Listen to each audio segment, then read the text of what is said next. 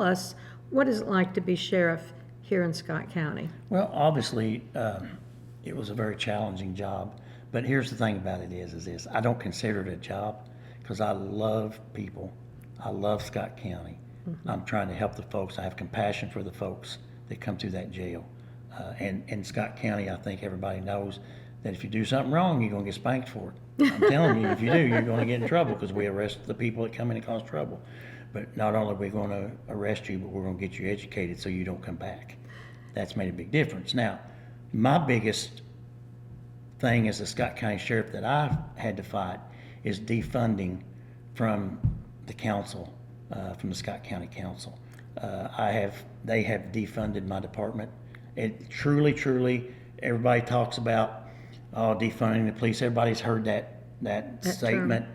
But I'm telling you right now, it's true. It happened right here in Scott County, Indiana. Even after all the work that we've done, the politics, the folks decided to play politics instead of taking care of people, and they defunded my agency, and they continue to do that. Now, understand that you are one of 4 Democratic sheriffs in the state of Indiana, but your commission and council is predominantly Republican. They're all Republican. So it's not Democrats defunding the police? No, this is a purely, you know what I'm saying, Republican thing. And I want to tell you this here too, is this, I don't say this as being partisan, okay? Because when you're elected sheriff, when I answer the phone or we answer the phone over there, we don't ask you, are you a Republican? Are you a Democrat? No. You know, we don't do that. Right. We answer the call.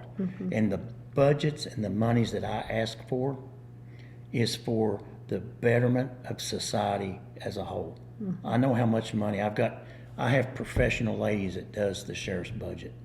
They know how much money that the county has. They know how much money that I need to ask for. They do that. I don't ask for exorbitant stuff. I just don't do it.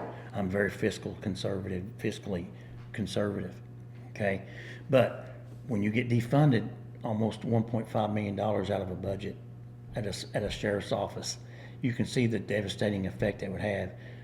They tried to defund me to make my officers quit because of the pay. One thing that I would like to see you fight for when you go to the State House, hopefully you will get there, we're going to do what we can, is there needs to be a pay parity bill where it says that a sheriff in Scott County, Indiana, sheriff's deputy makes the same as a sheriff's deputy in Lafayette, Indiana.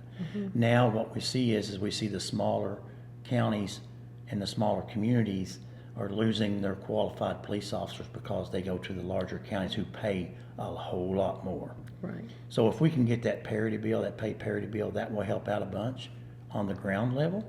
And one thing that you've told me, and I applaud you 100%. Again, one of the reasons why that I'm supporting you is that you have promised me and you have told me that you will never defund the police, that the law enforcement is a very important part of our society.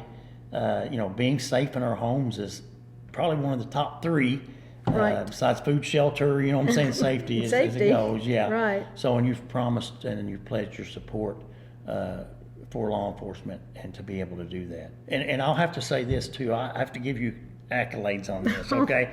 Because what you said you didn't say, I'm just going to give you everything you come ask for, every pie in the sky. You said, we're going to look at the budget and see what we can afford to do within the state's budget. Right. So I have to applaud you for that. Well, thank you, Jerry. So, and I appreciate that fact because I know that there are constraints. Yes. But the fact that you said that you would not hurt law enforcement, you're not going to defund law enforcement, means a lot to me as a sheriff. And I think that goes in with the discussion of the property tax revisions that the General Assembly is going to be looking at in this next session.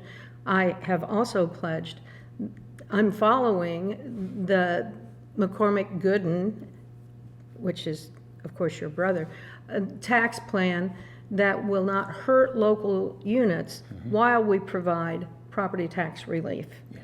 And so I know that can be done. I know I'm a fiscal conservative, just like you, and we know it can be done if we put the sharp pencil right to it.